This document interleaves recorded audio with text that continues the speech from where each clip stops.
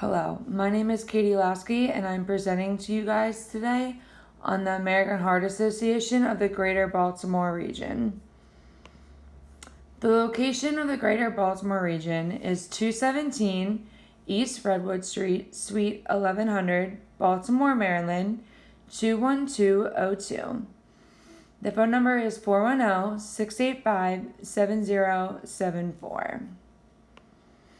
A little bit about the program is that it is a national nonprofit organization.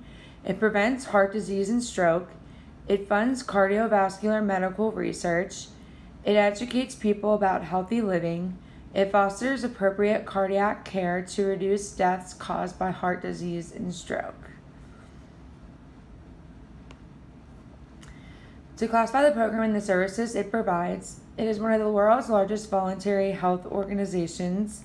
It has over 2,000 organizations in all states and more than 3.7 million volunteers. It offers many levels of services and sponsors numerous events, which I'll be talking about later in this presentation, and that nationally and locally. Its primary services are devoted to educating the public to reduce the risk of heart disease and stroke. The social issues that are targeted by this program is that the cardiovascular disease is the nation's #1 killer and a leading cause of disabilities. Preventing heart disease and stroke is a top priority of the American Heart Association. It addresses many aspects associated with cardiovascular diseases and includes a wide range of topics, including how to recognize a heart attack, the role cholesterol and diet play, provides information in CPR and other medical interventions, and funds critical research. History of the program. In 1915, a group of doctors and social workers who were concerned about the lack of information of heart disease formed the Association for the Prevention and Relief of Heart Disease in New York City. In 1924, 6 cardiologists representing New York, Boston, Philadelphia, Chicago, St. Louis, and Baltimore founded the American Heart Association. In 1949, the American Heart Association began organizing locations across the country and launched a national fundraising campaign and raised $2.7 million. The impact of the program. The American Heart Association is credited with funding research and development for several life-saving technologies. For example, the external defibrillator, the first pacemaker implanted, the artificial heart valve replacement, CPR advancements like the high-quality chest compressions, Family Smoking Prevention and Tobacco Control Act, which adds warning on tobacco labels, and the American Heart Association grantee wins the Nobel Prize. His name is Greg Semenza, and his research on cells and oxygen availability. Here is a picture of the American Heart Association financial statements. The program funding and costs. Aside from fees associating from participating in functions and special events, there are no other costs associated with the American Heart Association. The program is funded from the following sources: 37% from special events, 21% from contributions, and 18% from CPR training. The remaining 24% comes from other sources. The top 4 for expenses are 33% from public health education, 22% from research, 18% from professional education and training, and the remaining 27% is a combination of fundraising and admin fees.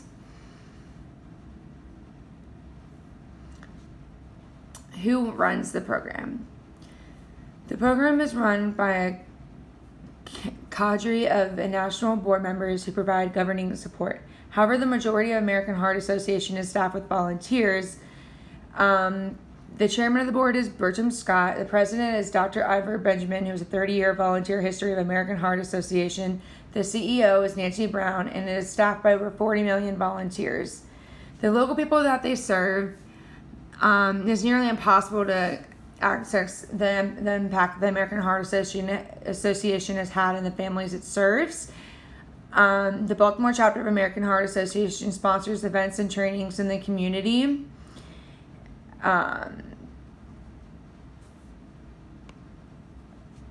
The Baltimore chapter has many events. There's the one upcoming event is the Baltimore Heart Ball. at the Hippodrome Theater on March 20th, 2020. There's CPR training in various locations, and the clients qualify for participation for these programs by signing up online. So the critical evaluation is that it is hard to find information on the local chapter's website about programs and support. The site only lists a couple of events and relies on you to do additional research to get meaningful results. It is extremely difficult to find information about the staff who work in the Baltimore chapter because there's no online staff directory, which means you really can't communicate with anyone if you have any questions about the Baltimore chapter. It is really hard to find information about the local chapter's website because it takes you to the national website instead to find information. Very limited number of programs available in Baltimore. Only event upcoming is in March, and it is $500 per seat. And the event is called the Heart Ball. Most families would not be able to afford this type of event.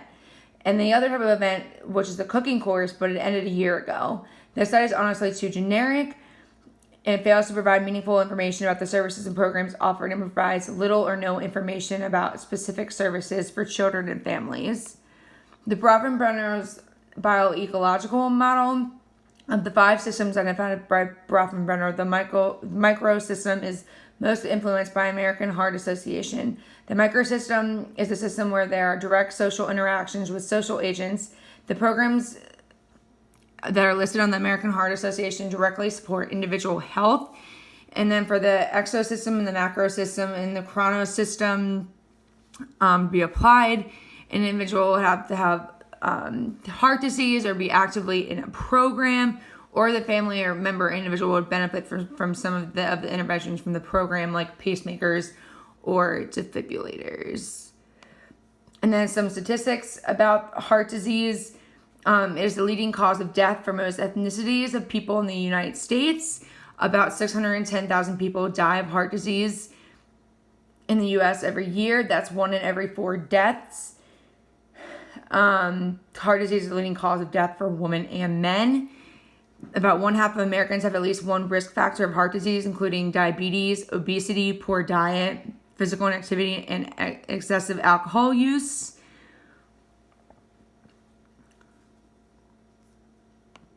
The risk and protective factors for children.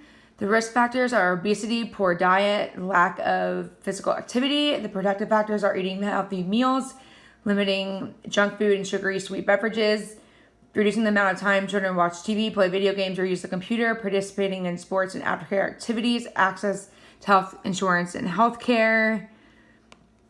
And then the programs which serve children and families at risk. The American Heart Association would partner with educators in elementary, middle, and high schools to educate children about healthy living. The curriculum provides a series of classroom-based physical activities and resources that promote physical, personal, and social responsibility.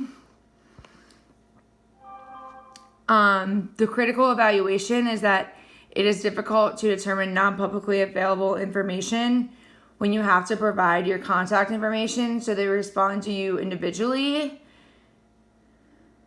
In order to learn more about these programs, you must provide your name and contact information as well as school information, and then promise to return all information to the American Heart Association if unused. Without having direct contact with the organization, you are unable to view any details about any of these programs. Therefore, it is impossible to answer how it works because you have to provide direct contact information.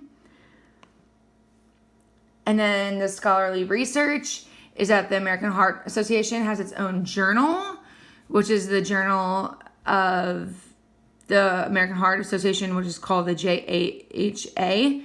While there's no specific scholarly research on American Heart Association children's programs, there's extensive research on the dangers and long-term negative health effects of childhood obesity. A recent article published by the National Institute of Health is the first systematic review using a meta-analytical approach, which actually examines the specific effects of exercise interventions on obese children's mass and percentage of body fat. And then this research shows how specific exercises result in children losing weight and becoming healthier. And these are actually my references. And thank you for listening.